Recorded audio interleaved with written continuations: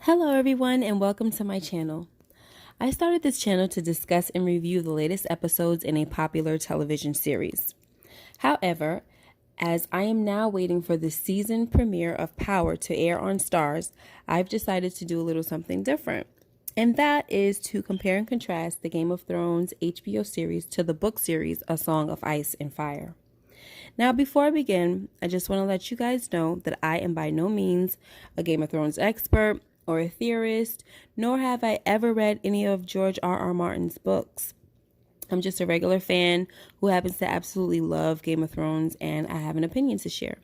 Now, some of you might be saying, hey, well, you're pretty late, but you know what? The time has come to join the fray. George R.R. Martin's last two installments of the books are highly anticipated. I figure there's no better time for me to join the fray than now. So after the upset surrounding the series finale, I decided to give the books a try. I went ahead and purchased a set of all 5 books, and I must say that I'm thoroughly enjoying my reading experience. So what I'm going to do is, as I read along, I'm going to jot down some of the differences that I noticed in the books, then upload a video to share with you guys.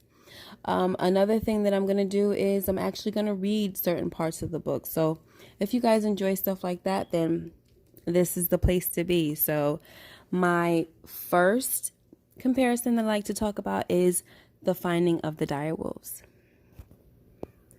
So the finding of the Direwolves is pretty similar to the show. In the books, it's basically they're coming back from Ned Stark beheading the deserter from the Night's Watch, and they find the Direwolves. They find the dead Direwolf and the 5 pups, and also the dead stag. Now, I'd like to mention the words shared by Ned Stark's men, and it appeared that finding the Direwolves was a bad omen. So listen as I read. It says, "Direwolves loosed in the realm after so many years," muttered Hullen, the master of horse. "I like it not." "It is a sign," Jory said. Father frowned. "This is only a dead animal, Jory," he said. Yet he seemed troubled. Snow crunched under his boots as he moved around the body. "Do we know what killed her?" "There's something in the throat," Robb told him, proud to have found the answer before his father even asked. "There, just under the jaw." His father knelt and groped under the beast's head with his hand. He gave a yank and held it up for all to see. A foot of shattered antler, tine snapped off, all wet with blood. A sudden silence descended over the party. The men looked at the antler uneasily, and no one dared to speak. Even Bran could sense their fear, though he did not understand. His father tossed the antler to the side and cleansed his hands in the snow. "I'm surprised she lived long enough to whelp," he said. His voice broke the spell. "Maybe she didn't," Jory said. "I've heard tales." "Maybe the beast was already dead when the pups came." "Born with the dead," another man put in. "Worse luck." "No matter," said Hullen. "They be dead soon enough, too." So basically, we see here, like I said, everybody was pretty uncomfortable with that, the finding of the direwolves. Even in the show, if you think back or if you're rewatching like I've been doing, you see Ned Stark and the Master of Arms, kind of forgetting his name right now, Sir Roderick. They give this kind of uneasy glance to each other. So the thing that I'm really enjoying about the books is you get to read what's behind those knowing glances that the characters give each other in the show. If they don't speak on it in the show, we don't exactly know what they're thinking. But in the books, it's different. We know what they're thinking. We're told what they're thinking. So it's really helpful and just makes it more interesting to read. So it's pretty serious to them when they see the dire wolf, and it's clearly not a good sign to them. And later on, we see that they're right. You know, a dead dire wolf, a dead stag, one to represent the sigil of House Stark, which is the dire wolf, and the stag represents House Baratheon. And we know what happened to King Robert and what happened to Ned Stark. So once those two died, it seemed that all hell broke loose in the realm. You know, it started the War of the Five Kings. So one more thing I'd like to point out is Ned's regard for Jon. And this has nothing to do with the bad omen, but this is all wrapped up, my point, in the finding of the direwolves. So Ned's regard for Jon. When Jon made his point about there being 5 pups for each of the Stark children, it was mentioned that the numbers were made right due to Jon omitting himself.